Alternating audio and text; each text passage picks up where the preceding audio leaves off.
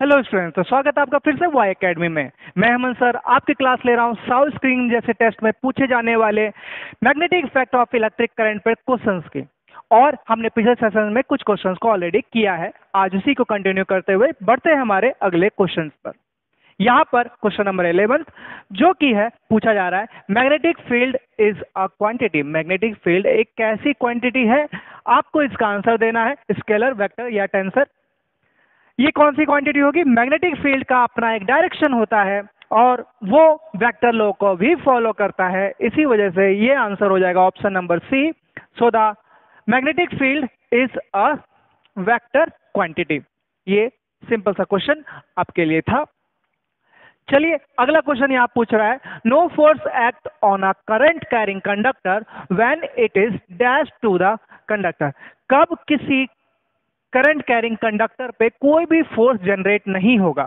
तो यहां पर हमने पढ़ा है कि जब भी लॉरेंस फोर्स से कहा जाता है, ये जो फोर्स है ये लॉरेंस फोर्स कहलाता है।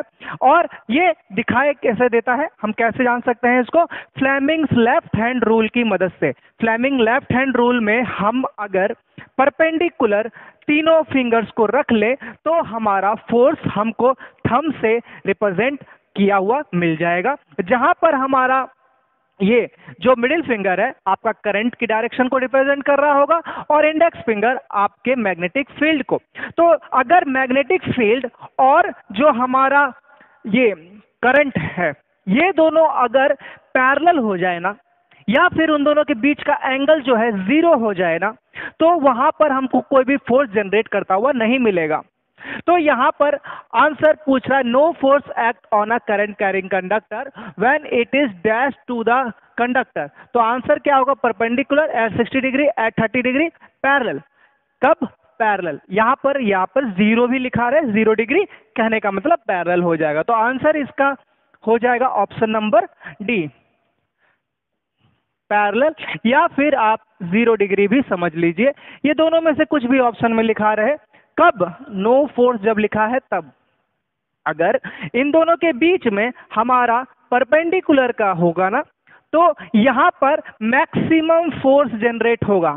मैक्सिमम फोर्स का केस बन जाता है ये कब? जब 90 डिग्री होता है। और ये जो फोर्स है इसका फॉर्मूला भी आपको पता होना चाहिए। ये फोर्स होता है, इसका फॉर्मूला है BIL sine theta. BIL sine theta, जहां पर भी हमारा मैग्नेटिक फील्ड स्ट्रेंथ है जो कि टेस्ला में होता है और जिसका ऐसा unit weber per metre square होता है।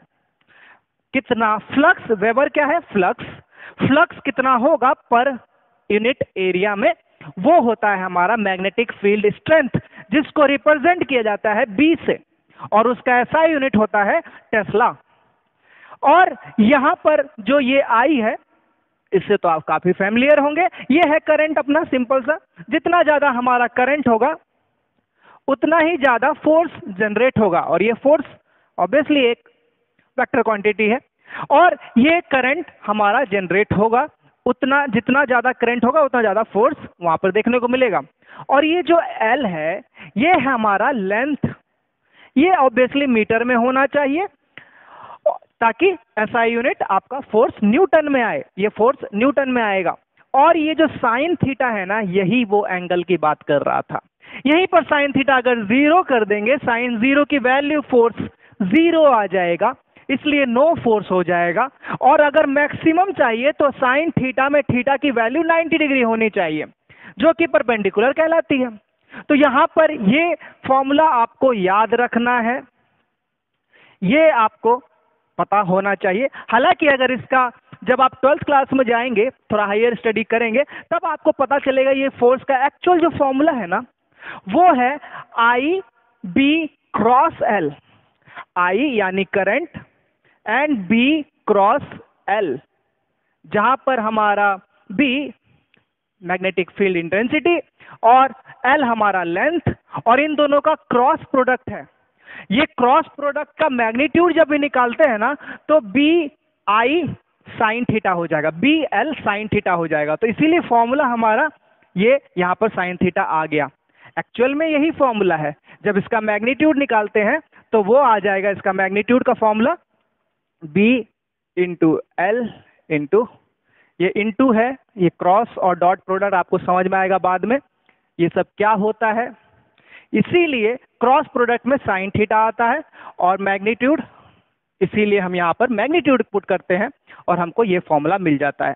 तो आपको अभी ये फॉर्मूला याद रखना है ताकि आपके सारे क्वेश्चंस जितने भी पूछे जा रहे हैं इस क्वेश्चंस पे हो जाएंगे। कोई भी चीज अगर दिया रहेगा टेस्ला में तो वो दिया है बी की वैल्यू, कोई भी चीज जिसकी वैल्यू दी हुई होगी एम्पियर में वो होगा हमारा आई का वैल्यू, कोई भी चीज जो कि हो मीटर सेंटीमीटर या मिलीमीटर में वो हो जाएगी हमारी लेंथ की वैल्यू, और ये हम ऐसा यूनिट में बाद में कन्वर्ट करके लिखेंगे और साइन थीटा आपको एंगल बता रहा होगा। ठीक है, ये आपको क्लियर होना चाहिए, इससे बहुत सारे सवाल बनते हैं। चलिए यहाँ पर आ जाते हैं अगला क्वेश्चन जो कि शायद मैंने अभी आपको आंसर दे ही दिया इसका। The SI unit of magnetic field strength is, magnetic field strength का एसआई यूनिट होता क्या है? तो इसको रिप्रेजेंट किया जाता है बी से, कैपिटल बी से। तो आपको याद आ जाना चाहिए, अब इसका आंसर हो जाएगा weber per metre square, sorry metre square होना चाहिए, ये ऑप्शन नहीं होगा, मीटर स्क्वायर एरिया होना चाहिए। वेबर पर मीटर स्क्वायर इसका ऐसा यूनिट है, ये ऑप्शन में यहाँ पे स्क्वायर होता तब आंसर होता। ठीक है, जल्दी से जल्दबाजी में गलती हो सकती है। यही होता है हमारा मैग्नेटिक फील्ड स्ट्रेंथ, और इसका और इसी चीज को एक्चुअली में वेबर पर मीटर स्क्वायर को ही टेस्ला बोला जाता है। तो ऑप्शन में टेस्ला हो या फिर हो वेबर पर मीटर स्क्वायर, तब ये दोनों सेम थिंग है। जस्ट लाइक न्यूटन, न्यूटन क्या है?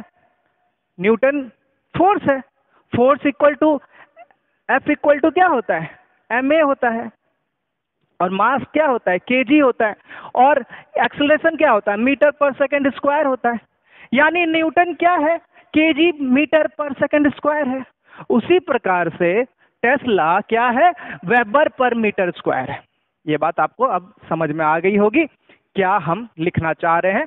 इसीलिए ऑप्शन में कभी टेस्ला हो सकता है, कभी वेबर पर मीटर स्क्वायर हो सकता है, और कभी कभी अगर क्वेश्चन ज्यादा ही कॉम्प्लिकेटेड बनाना हो बच्चे के लिए तो टेस्ला भी लिख देगा, ये भी लिख देगा, और मीटर, हाँ वेबर का मैक्सवेल होता है, वेबर का मैक्सवेल होता है सीजीएस यूनिट में, सीजीएस यूनिट में यही चीज हो जाएगा मैक्सवेल, और मीटर स्क्वायर की जगह centimetre square, Maxwell per centimetre square लिखा होगा, और एक लिखा होगा option none of the above, और क्वेश्चन लिख देगा which of the following is not the unit of magnetic field strength. तब टेस्ला तो है, वेबर पर मीटर स्क्वायर भी है, मैक्सवेल पर सेंटीमीटर स्क्वायर भी है, तो ये तीनों हो जाएंगे नन ऑफ द अबव, या फिर कोई और ऑप्शन जो होगा वो नहीं होगा ऑब्वियसली।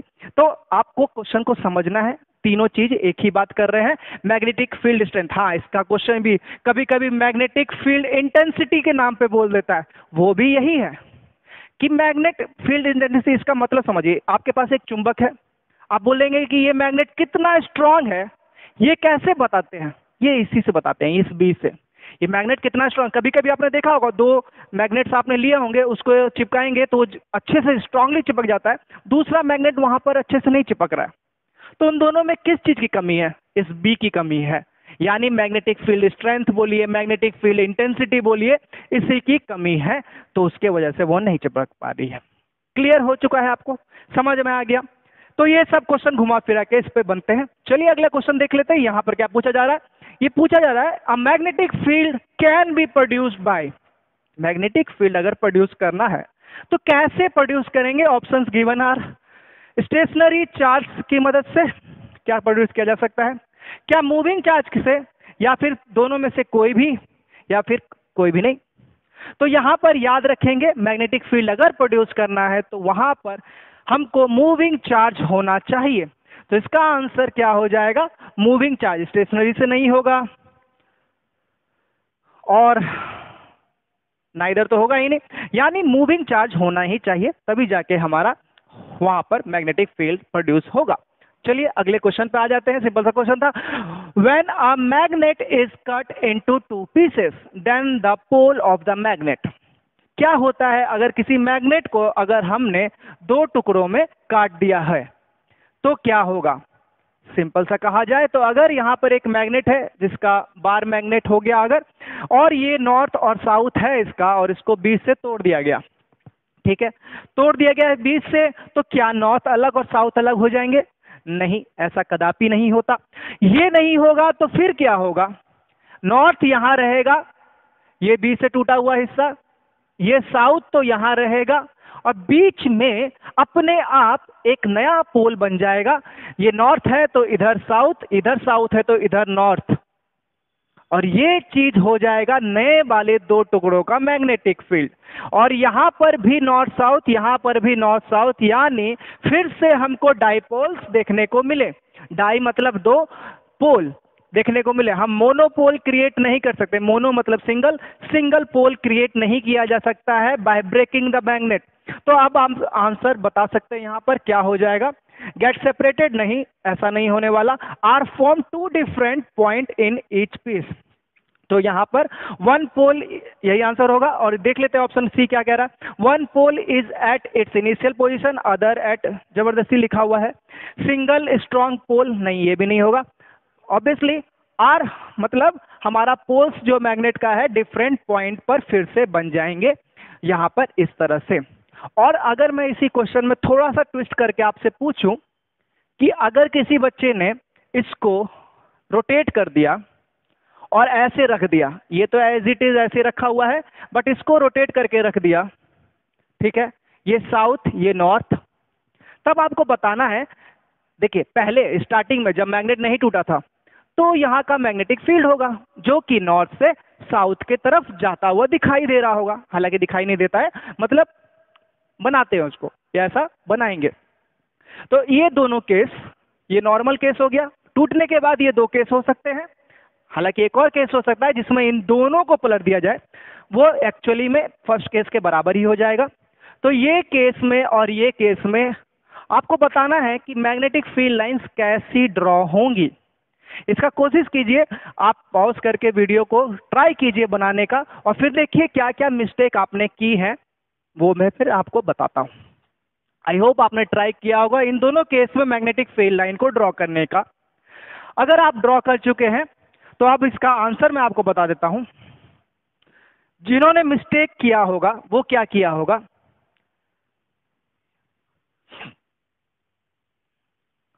सबसे पहले जो नॉर्थ और साउथ था इसका तो हमको पता ही है ऐसे होना है, और नॉर्थ से साउथ जाएगा और अंदर में साउथ से नॉर्थ जाएगा, इतना पता था हमको। ये टूटने के बाद जब हमारा मैग्नेट इधर नॉर्थ और उधर साउथ, और ऑटोमेटिकली यहाँ पर साउथ और यहाँ पर नॉर्थ बन गया, तब अब क्या होगा देखिए, ये केस 1 था हमारा, और केस 2 में किसी ने उल्टा कर दिया, पहले वाले को एज इट इज रहने दिया नॉर्थ साउथ, दूसरे वाले को क्या कर दिया, उल्टा कर दिया, यानी साउथ इधर आ गया, नॉर्थ इधर चला गया। अब देखिए यहां पर क्या हो रहा है, ये है नॉर्थ, ये है साउथ, तो हमारा मैग्नेटिक फील्ड लाइंस कहां से कहां जाता है, नॉर्थ से साउथ तक जाता है, नॉर्थ से साउथ तक जाता है। आउटसाइड द मैग्नेट की बात कर रहे हैं, आउटसाइड में ऐसा होता है, और इनसाइड में साउथ से नॉर्थ आता है, इनसाइड में साउथ से नॉर्थ आता है। और फिर ये जो बीच वाला सेक्शन है ये भी तो आउटसाइड द मैग्नेट ही है ना, मैग्नेट तो यहाँ है, यहाँ है, ये तो बीच वाला हिस्सा क्या है, आउटसाइड द मैग्नेट है। आउटसाइड द मैग्नेट क्या होता है, नॉर्थ से साउथ जाता है, नॉर्थ से साउथ जाता है, तो एक्चुअली में क्लोज लूप बनाता है। पहला प्रॉपर्टी क्लियर हो गया, नॉर्थ से साउथ जाता है बाहर, अंदर में साउथ से नॉर्थ, ये भी हमारा यहाँ पर क्लियर है, सही हो रहा है।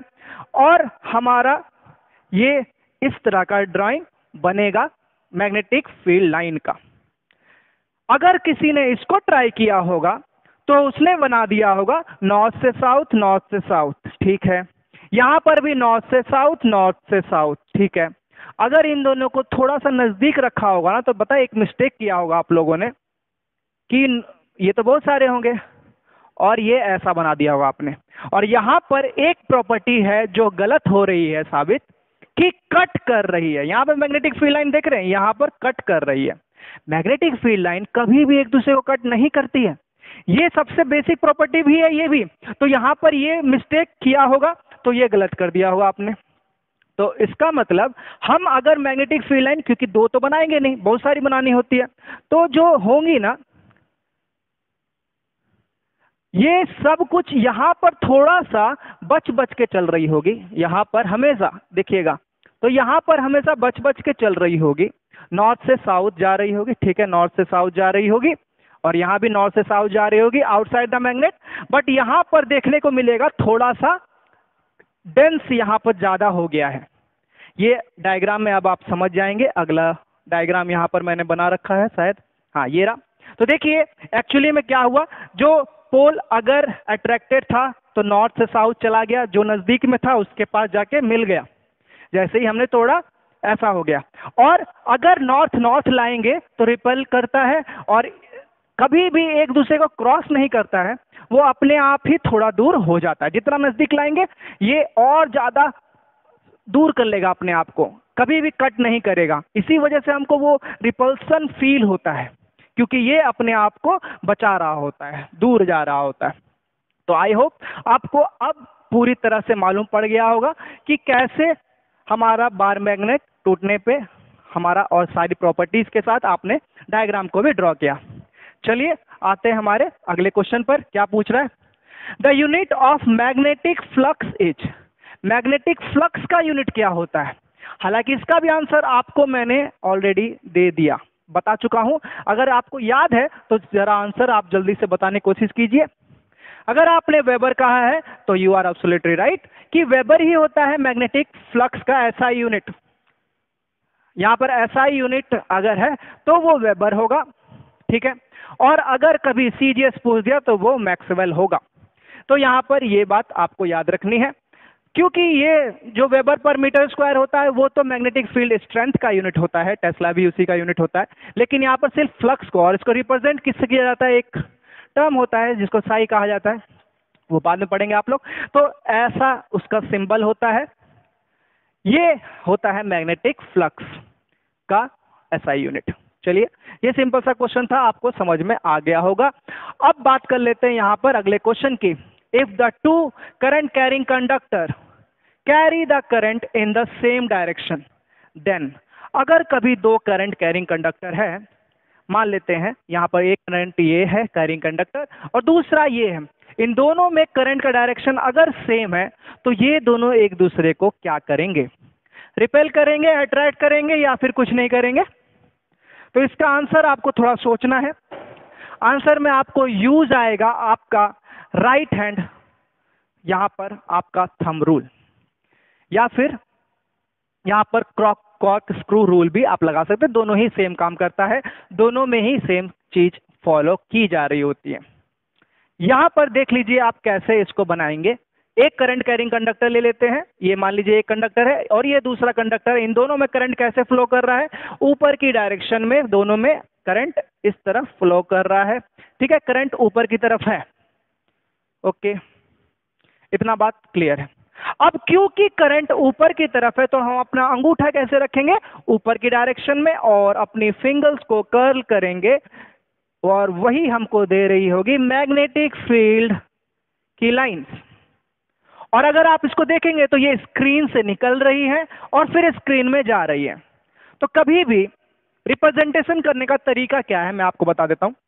ये रिप्रेजेंटेशन करने का तरीका है कि जैसे ही कोई चीज निकल रही है तो इसका मतलब एरो की तरह आप समझिए उसको। आपने नॉर्मल एरो देखा होगा ओलंपिक गेम्स में, जब वो बो एंड एरो वाला आर्चरी जो होता है उसमें जो एरो मारा जाता है उसके पीछे एक पंख लगा रहता है, वो उसको रोटेट करता हुआ सीधा ले जाता है। जैसे रॉकेट में फिन्स लगे रहते हैं वैसे ही एरो के पीछे भी पंख फिन्स लगे रहते हैं एक्चुअली में। तो वो अगर पीछे से कोई देखेगा तो उसको एक क्रॉस दिखाई देगा। मैं किसकी बात कर रहा हूं आप अभी समझ जाएंगे आप। ये एरो होता है, इसके ये पीछे जो होता है ना फिन्स, एक्चुअली में दो यहां दिख रहे हैं बट ये चार होते हैं, क्योंकि ये 2D इमेज है, इसको आप 4D समझिएगा। तब यहां पर भी है और यहां पर भी है, ये चार है। और इसको जब आप पीछे से कोई देखेगा तो उसको क्या दिखाई देगा, एक प्लस दिखाई देगा। और इसी एरो को कोई आगे से देखेगा तो इसको क्या दिखाई देगा, एक डॉट दिखाई देगा। तो अगर कोई चीज बाहर निकल रही है ना, स्क्रीन से बाहर निकल रही है, डायरेक्शन बाहर की तरफ है, तो हम उसको रिप्रेजेंट किससे करते हैं? डॉट से। तो ये तीनों जो लाइन निकल रही है बाहर, ये हम डॉट से रिप्रेजेंट करेंगे। और क्योंकि एरो ऐसे आया और ऐसे घूम के पीछे था, तो हम क्या देख रहे हैं अभी? पीछे वाला हिस्सा। और पीछे वाला हिस्सा कैसा होगा? प्लस होगा। तो ये रिप्रेजेंटेशन का तरीका है, ताकि आपको समझ में आ जाए। डॉट एंड प्लस से आप अपने आप समझ जाएंगे कि कहाँ से मैग्नेटिक फील्ड लाइन आ रही है और किधर को जा रही है। ठीक है, ये बात आपको समझ में आ गया होगा कि करंट अगर इस डायरेक्शन में है तो करंट यहाँ से मैग्नेटिक फील्ड लाइन निकल रही होंगी और इधर जा रही होंगी। कैसे पता किया? तो राइट हैंड थंब रूल से। ये चीज तो हमको क्लियर हो गया। यहां से अब ये जो मैग्नेटिक फील्ड इसने प्रोड्यूस किया ना, अब क्योंकि मैग्नेटिक फील्ड में अगर कोई करंट कैरिंग कंडक्टर रखा जाता है तो एक फोर्स भी डेवलप होता है। तो यहां पर भी करंट जा रहा है, और क्योंकि इसने मैग्नेटिक फील्ड बना दिया जिसको बी से रिप्रेजेंट कहा जाता है, तो मैग्नेटिक फील्ड के कारण यहां पर अब एक फोर्स डेवलप होगा। और ये फोर्स किस डायरेक्शन में होगा? तो ये भी आप निकालेंगे राइट हैंड थंब रूल से ही। बस यहां पर देखिए, अगर मैं इसको अब बी दिखाना चाहूं तो बी किधर है? स्क्रीन के अंदर के डायरेक्शन में। स्क्रीन के अंदर की डायरेक्शन को मैं कैसे ड्रॉ कर सकता हूं? एक, आप ये समझ पा रहे हैं? स्क्रीन के अंदर वाला ये एक्सिस है, ये हमारा बी हो गया, और ये अंदर की तरफ है, तभी हमने इसको ऐसा ड्रॉ किया है। ठीक है, ये अंदर की तरफ है और ये बाहर की तरफ। तो यहां पर जा रहा है करंट, यहां पर जा रहा है करंट, ये है आई, और ये हो जाएगा एक दूसरे से परपेंडिकुलर, क्योंकि ये भी हमारा तीसरा एक्सिस है जो कि इनसाइड द बोर्ड जा रहा है। ठीक है, ये देखा जाए तो बाहर की तरफ, ये अंदर की तरफ, इन दोनों के बीच है परपेंडिकुलर। अब आपको लगाना है राइट हैंड थंब रूल। ये क्रॉस वेक्टर वाला हिसाब किताब यहां पर होता है। जैसे ही आई क्रॉस बी करेंगे, तो यहां से इधर करेंगे, तो आई क्रॉस बी, जो फॉर्मूला दिखाया था मैंने यहां पर, आई क्रॉस बी करेंगे, तो आई को क्रॉस करेंगे बी से, तो हमारा अंगूठा आएगा इस साइड। ठीक है, और यही अंगूठा दिखा रहा होगा फोर्स को। यानी अगर फोर्स यहां पर, दोनों करंट जा रहा है इस साइड, तो फोर्स किधर डेवलप होगा? इस साइड। और according to Newton third law, अगर फोर्स ये इधर लगा रहा है, तो यहां पर भी ये फोर्स ऑफ अट्रैक्शन यहां पर ये भी इक्वल एंड अपोजिट फोर्स लगाएगा। तो ये दोनों की वजह से अब हमारा जो करंट कैरिंग कंडक्टर है ना, एक दूसरे को अट्रैक्ट करेंगे। तो ये बात आप याद रखिएगा कि जब भी करंट कैरिंग कंडक्टर प्लेस किया गया है और डायरेक्शन सेम है, डायरेक्शन करंट का सेम है, तो फोर्स जो डेवलप होगा वो अट्रैक्ट ईच अदर करेंगे। और यहीं पर किसी भी एक को अपोजिट कर दें। यहां पर देख लिए कौन कौन से केस बने। एक ये केस हो सकता है, एक ये केस हो सकता है, एक ये केस हो सकता है, या एक ऐसा केस हो सकता है। इन दोनों केस में अपोजिट है और इन दोनों केस में सेम है। तो सेम में हमको क्या देखने को मिलेगा? अट्रैक्शन। यहां पे अट्रैक्शन होगा फोर्स का। ठीक है, और इन दोनों केस में, क्योंकि एक इधर एक उधर, एक इधर तो एक इधर, तो दोनों में अपोजिट डायरेक्शन है, तो यहां पर हमको देखने को मिलेगा रिपल्शन।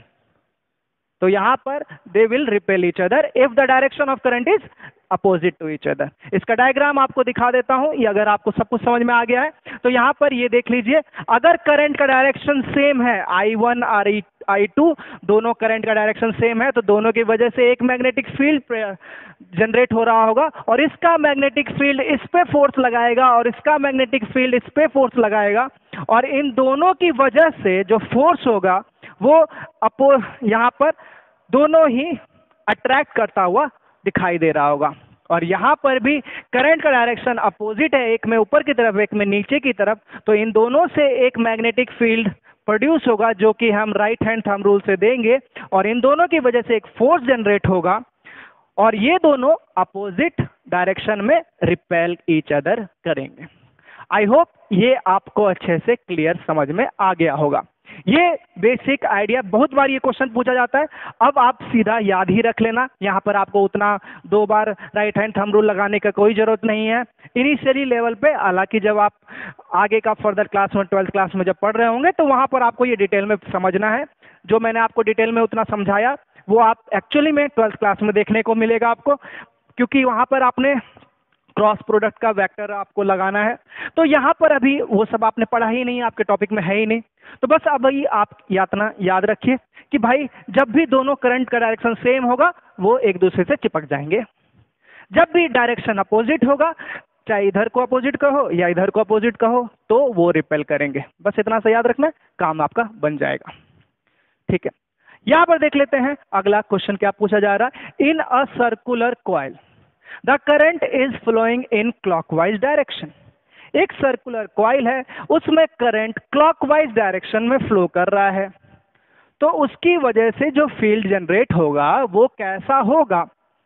तो एक सर्कुलर लूप है, उसमें करंट क्लॉकवाइज, क्लॉकवाइज मतलब ऐसा कुछ घूम रहा होगा। अगर इसको क्लॉक समझिए तो भाई ऐसे घड़ी जैसे चलती है वैसे ये चल रही होगी। ये हमारा करंट का डायरेक्शन हो गया। ठीक है, ये हमारा करंट आयर है, और जैसे ही करंट का डायरेक्शन हमको पता चला तो हम अपने थंब से पता कर सकते हैं मैग्नेटिक फील्ड का डायरेक्शन। वो होगा अंदर की तरफ। करंट ऐसे है तो अंगूठा अंदर की तरफ जा रहा होगा स्क्रीन के, तो यहां पर मैं क्या रिप्रेजेंट कर दूं, प्लस। तो प्लस से क्या समझ में आ रहा है कि करंट अंदर की तरफ जा रहा है। अगर ये क्लॉकवाइज की जगह एंटी क्लॉकवाइज होता तो यहां पर भी अंदर की तरफ तो जाता, बट मतलब परपेंडिकुलर तो होता बट बाहर की तरफ होता, तब हम डॉट से रिप्रेजेंट कर रहे होते। ठीक है, अगर करंट का डायरेक्शन एंटी क्लॉकवाइज होता तो हमको यही चीज परपेंडिकुलर तो दिखता बट इस बार आता हुआ दिखता, बी मैग्नेटिक फील्ड लाइंस। ठीक है, यहां पर अंदर की तरफ, यहां पर बाहर की तरफ। आपको यह बात समझ में आ गया। बट इस क्वेश्चन में आपको इतना घुमाया नहीं है, बस पूछा है कि क्या होगा, वो प्लेन प्लेन होगा, मतलब ये जो जिस प्लेन पे बना है क्या उसी पे बन रहा है, नहीं, बोर्ड पे ये बना है और हमारा बी जो है बोर्ड के अंदर गया है यानी परपेंडिकुलर गया है, तो ये नहीं होगा। पैरेलल होगा क्या, नहीं, ऑफ द कॉइल, यही आंसर होना चाहिए। In the direction of current, नहीं, ये भी नहीं होगा। तो हमारा आंसर क्या है, परपेंडिकुलर टू द प्लेन। कि ये चाहे क्लॉकवाइज हो चाहे एंटी क्लॉकवाइज हो, इस ऑप्शन में अगर ऐसे ऑप्शन है तब तो आप सीधा परपेंडिकुलर लिख सकते हैं। अगर कभी ऑप्शन पूछ दे ऐसा कि away from the centre towards you या फिर बिहाइंड द स्क्रीन, ऐसा कुछ क्वेश्चन पूछ दे, तब आपको यहां पर समझना होगा यहां पर क्या है, इनसाइड द स्क्रीन, ये टुवर्ड्स यू, यहां पर डॉट है तो एरो आपके पास आ रहा है, यहां पर प्लस है तो एरो जा रहा है अंदर की तरफ। तो यहां पर ये चीज समझना होगा। लेकिन इस क्वेश्चन में आपको क्लॉकवाइज एंटी क्लॉकवाइज दोनों में आंसर क्या हो जाएगा, perpendicular to the plane. I hope आपको ये क्लियर हो चुका होगा। तो चलिए बढ़ते हैं अगले क्वेश्चन के, देख लेते हैं यहां पर क्या है। Current is induced in a coil by electromagnetic induction. अगर इलेक्ट्रोमैग्नेटिक इंडक्शन से आपको करंट इंड्यूस करना है तब क्या करना होगा, आपको सिर्फ कॉइल को मूव करेंगे मैग्नेटिक फील्ड के अराउंड, या फिर मैग्नेट को मूव करेंगे, या फिर दोनों को ही मूव करना पड़ेगा। यानी अगर यहां पर एक कोई करंट कैरिंग कंडक्टर, यहां पर एक कंडक्टर है, इसमें करंट फ्लो होना शुरू हो जाए, करंट कैरी करने लगे, ये इंडक्शन की बात कर रहे हैं, तो यहां पर करंट फ्लो होना शुरू हुआ। अगर कब होगा फ्लो होना शुरू, अगर इसको किसी मैग्नेट में रखें और हम लोग इसको मूव करें, इसमें मैग्नेट को मूव करें तब भी होगा, सिर्फ कॉइल को मूव करे तब भी होगा, दोनों में से किसी को भी करेंगे ना तो भी हमारा मैग्नेटिक फील्ड इंड्यूस होगा। तो आंसर यहां पर हो जाएगा बोथ, मतलब इन दोनों में से किसी को भी मूव कीजिए आपका होगा। और इसमें एक बहुत खतरनाक क्वेश्चन पूछ दिया गया था, इसी को थोड़ा सा वर्ड्स में खेलकर, कि दोनों को मूव किया जा रहा है साथ में, तब होगा क्या, नहीं। यहां पर ये जो मूव है ना, ये जो वर्ड मूव है, ये मूव जो हो रहा है ये रिलेटिव मोशन होना चाहिए। ये रिलेटिव मोशन क्या होता है, जैसे अगर ये चीज है कंडक्टर और ये मैग्नेट कंडक्टर के साथ मोशन में है क्या? नहीं, इन दोनों को एक दूसरे चीज रेस्ट में लगेंगे। जैसे कि अगर आप ट्रेन पे बैठ जाएं, ट्रेन चल रही है बट आप उसके ऊपर बैठे हुए हैं, तो ट्रेन के साथ आप क्या है? रेस्ट में है। बट आप ग्राउंड के साथ क्या है? मोशन में है। तो उसी को रिलेटिव मोशन कहा जाता है, यानी एक दूसरे से देखा जाए तो रिलेटिव टू ईच अदर। यहाँ पे मैग्नेट कंडक्टर के साथ मोशन में होना चाहिए। ये जो मूव वर्ड है ये रिलेटिव मोशन की बात कर रहा है, ये बात आप याद रखेंगे। क्योंकि अगर ऐसा क्वेश्चन पूछ दे इसी में कि both are moving with the same velocity, तब होगा क्या? नहीं होगा, क्योंकि ये दोनों एक दूसरे को तो रेस्ट में ही पाएंगे। या तो ये मूव करे या तो ये मूव करे, तभी हमको यहां पर रिलेटिव मोशन देखने को मिलेगा और तभी हमारा इलेक्ट्रोमैग्नेटिक इंडक्शन वहां पर इंड्यूस होगा। आई होप आज के क्लास में सारे क्वेश्चंस आपको क्लियर समझ में आए होंगे। तो मिलते हैं हम अगले वीडियो में और कुछ क्वेश्चंस इसके साथ magnetic effect of electric current पे और भी करेंगे। तो चलिए, धन्यवाद।